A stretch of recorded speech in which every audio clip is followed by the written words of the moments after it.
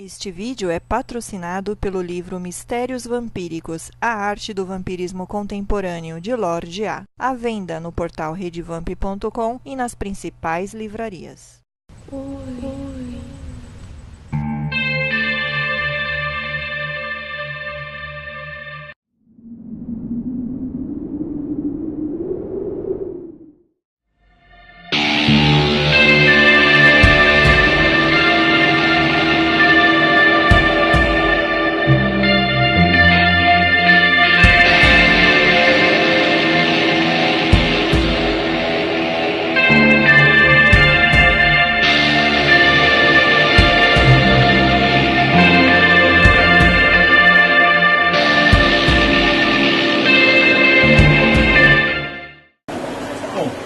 O próximo arcano na nossa jornada é o arcano da torre.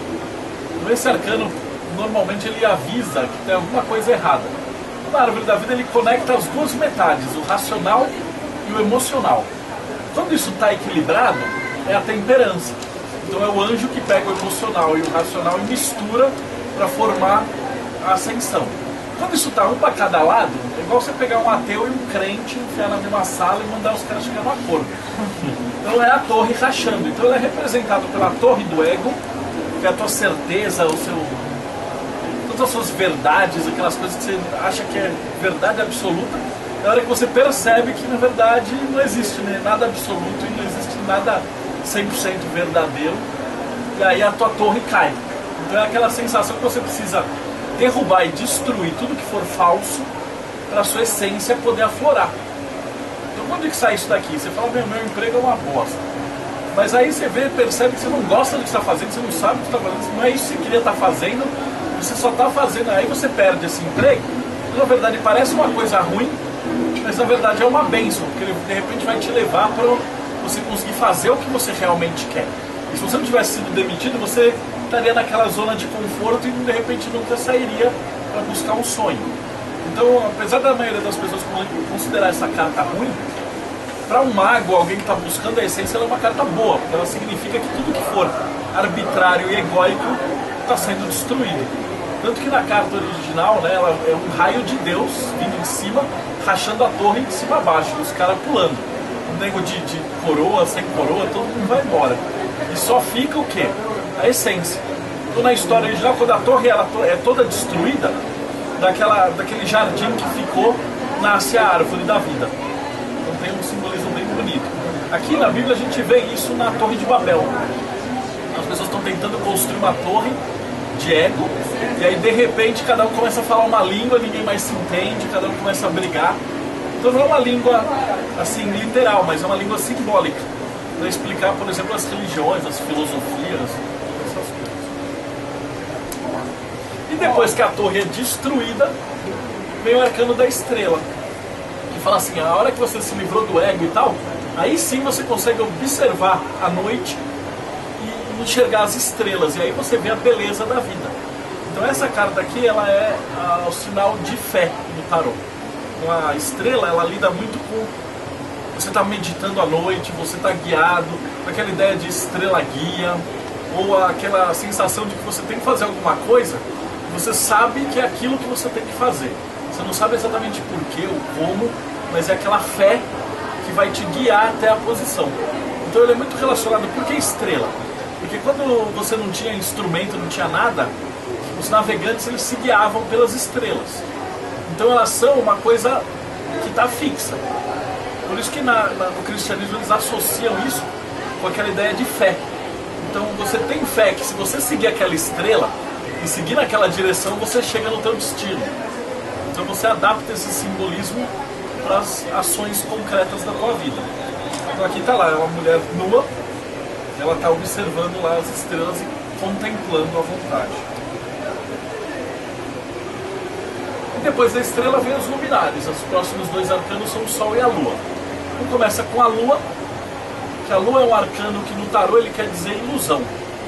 Ele quer dizer que você está vendo uma coisa, mas para te dar um aviso, né, no oráculo, de que aquilo talvez não seja exatamente o que você está achando que é. Então por quê? Porque a luz que você vê da Lua, na verdade, ela não é da Lua. Ela é do Sol refletido. Então ele te dá aquela visão que você fala, poxa, eu acho que isso aqui está certo. E quando você faz essa tirada, a lua vem te alertar que, olha, essa luz que você está vendo não é bem isso daí. E aí vai ser completado no próximo arcano, que é o do Sol. Que no tarô tradicional é uma carta ótima, e no tarô dos vampiros é uma carta péssima. Então essa é a carta que eles mais modificaram. Então no tarô original, o Sol, ele quer dizer a verdade. Quando sai essa carta, quer dizer que, olha, o que você está buscando você vai achar. Então ela é representada às vezes como um molequinho montado num cavalo saindo de um labirinto. Então o Sol iluminando uma caverna e a pessoa saindo da caverna.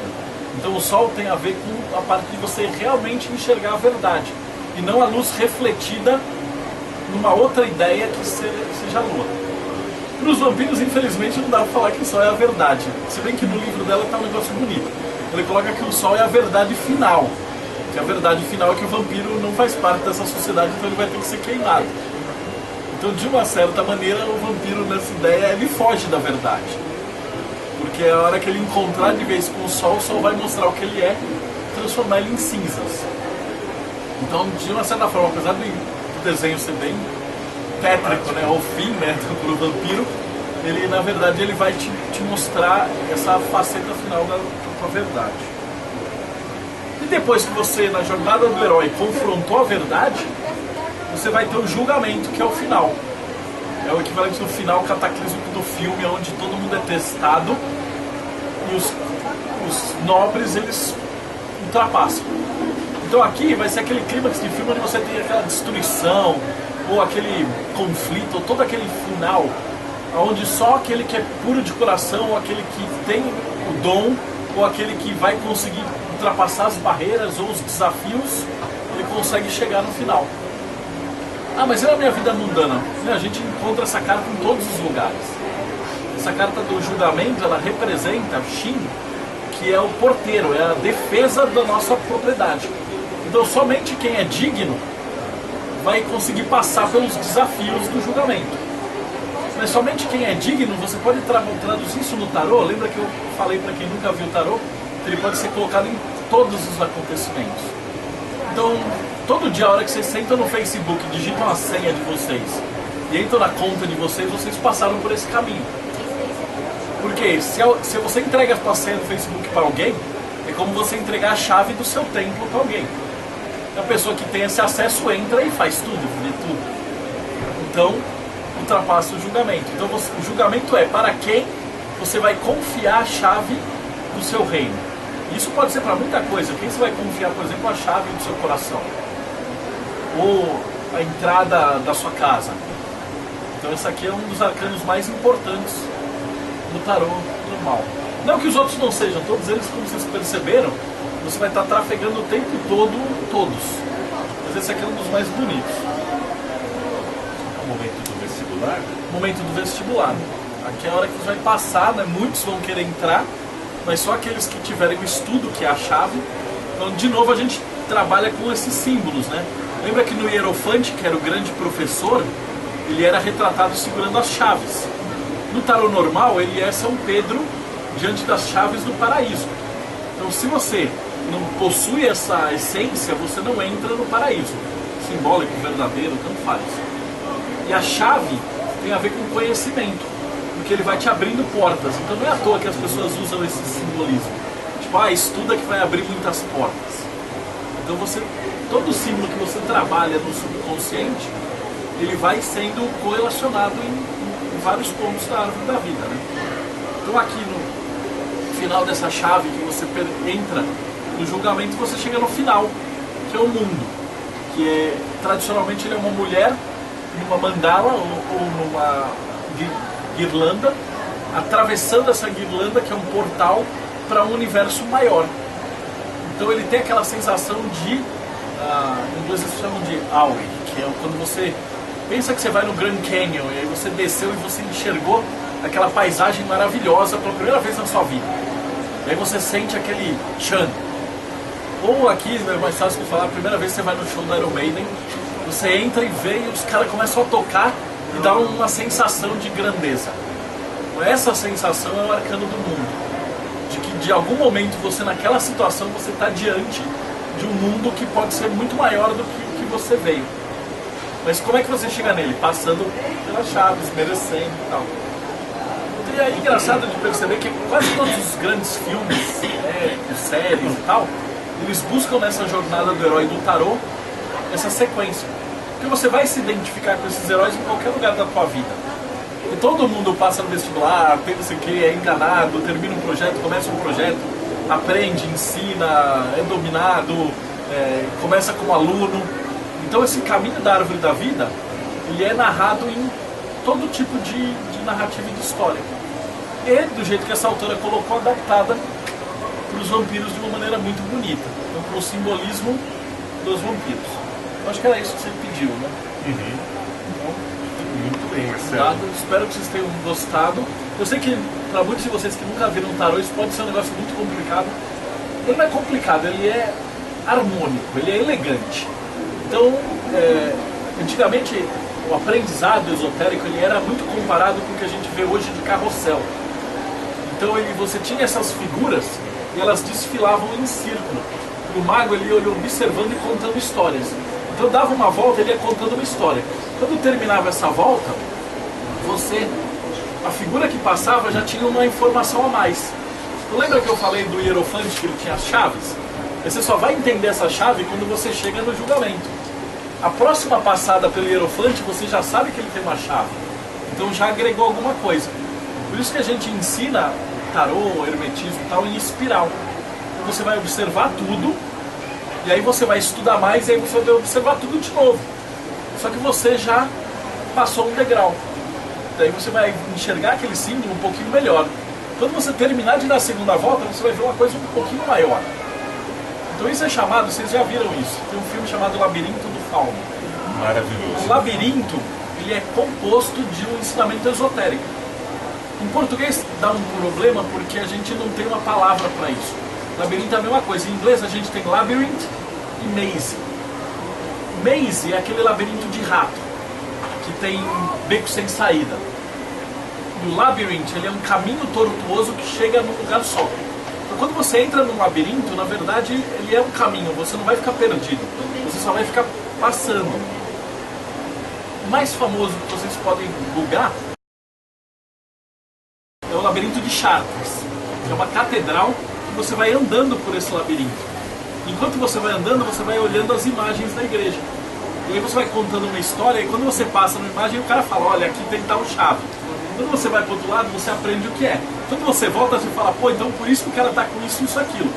E aí você aprende uma outra coisa. Então você começa a decodificar as imagens ao longo do passeio. E quando você chega no passeio final, você está diante do altar, com todas as informações que você precisa.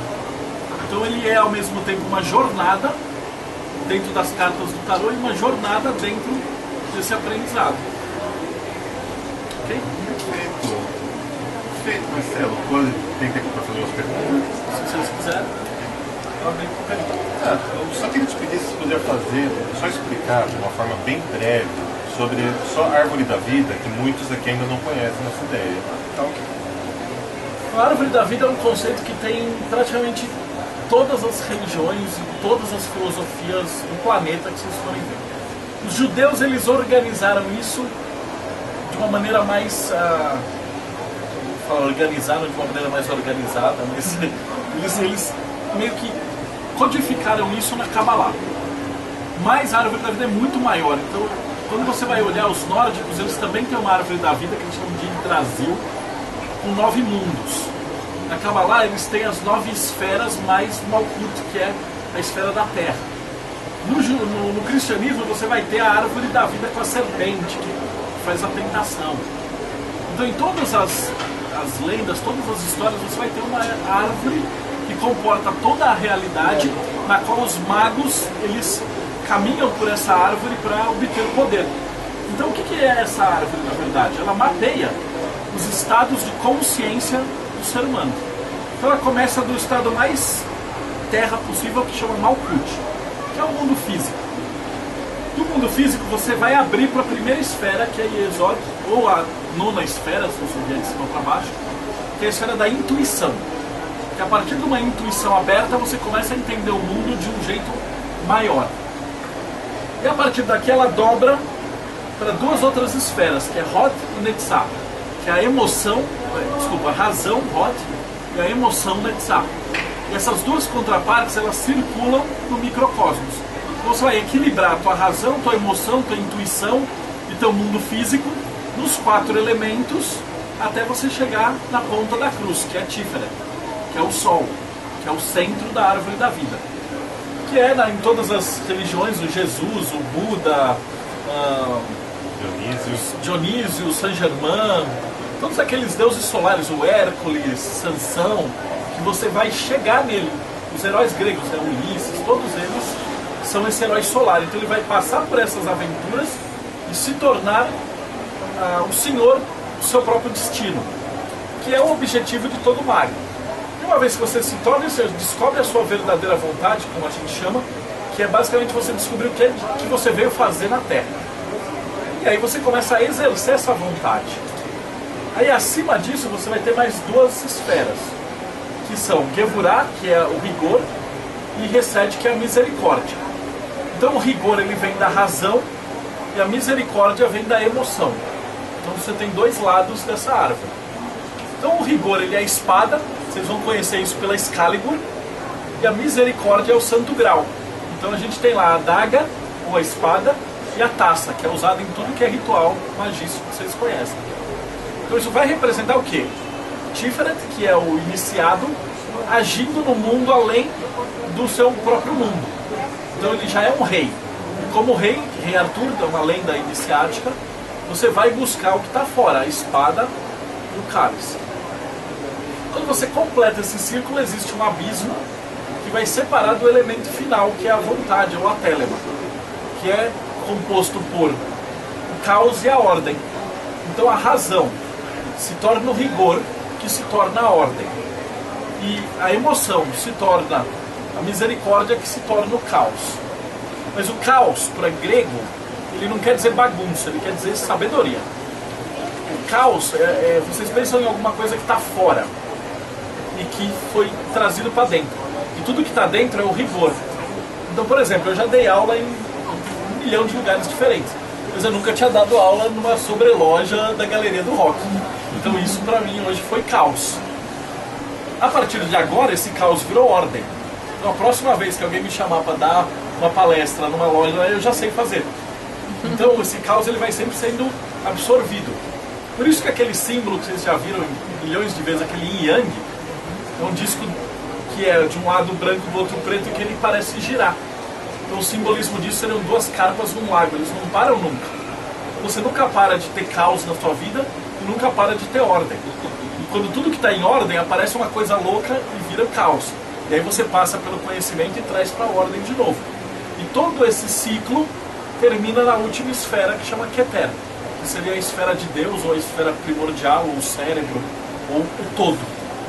E aí estas 10 esferas formam essa estrutura. E ela é conectada por caminhos que formam o tarô, e aí a gente pode estudar um monte de coisa a mais. Né? Então é um mecanismo bem legal, bem brilhante, eu acho, né? Divino, que ele pode ser trabalhado dentro do simbolismo. A minha área de especialização é semiótica e história da arte. Né? Eu sou acabei nem me apresentando direito. Eu sou arquiteto e eu trabalhei 10 anos em pesquisa com deuses. Eu escrevi uma enciclopédia de deuses, e a partir dessa enciclopédia eu fui percebendo essa correlação dessas múltiplas mitologias com essa árvore primordial.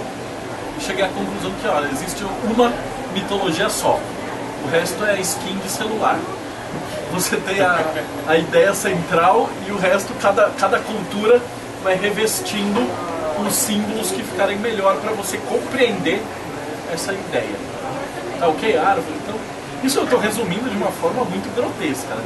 Isso aí gera milhões e milhões de páginas, é um assunto de muitas vidas. Né? Um dos meus professores me perguntava assim: quanto tempo demora para entender a árvore da vida? Eu falava assim: algumas vidas.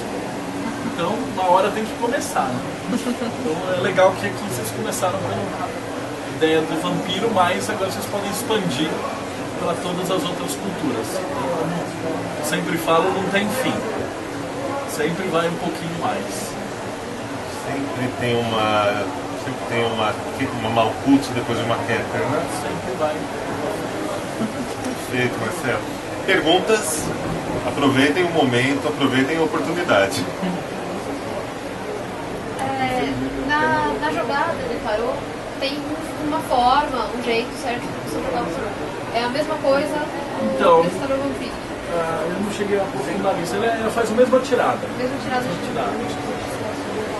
A ideia que muda nesse tarô pro tarô normal é mais o simbolismo só. Na verdade não existe uma tirada certa. Sim. O tarô ele é uma conversa sua com o seu sagrado anjo guardião. E você fala, olha, eu não consigo conversar com o meu anjo da guarda, eu superior e tal.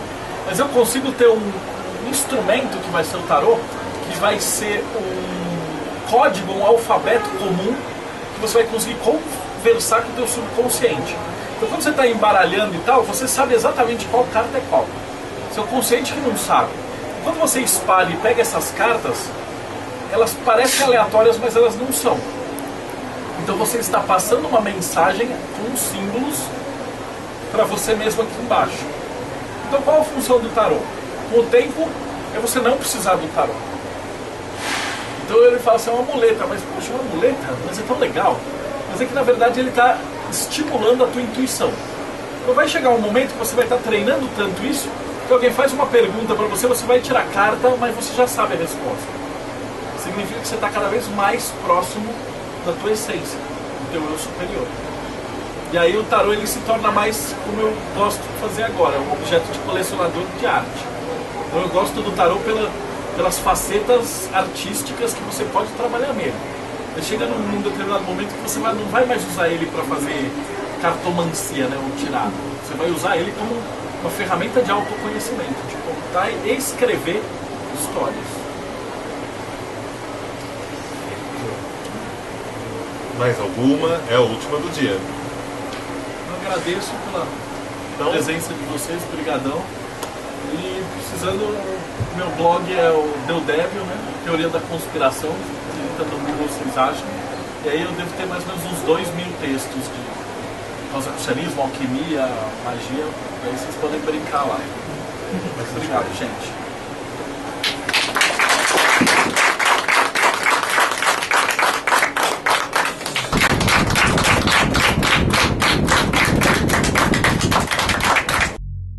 Se você gostou desse vídeo, deixe um curtir, compartilhe-o com pessoas afins e visite sempre nosso portal www.redvamp.com.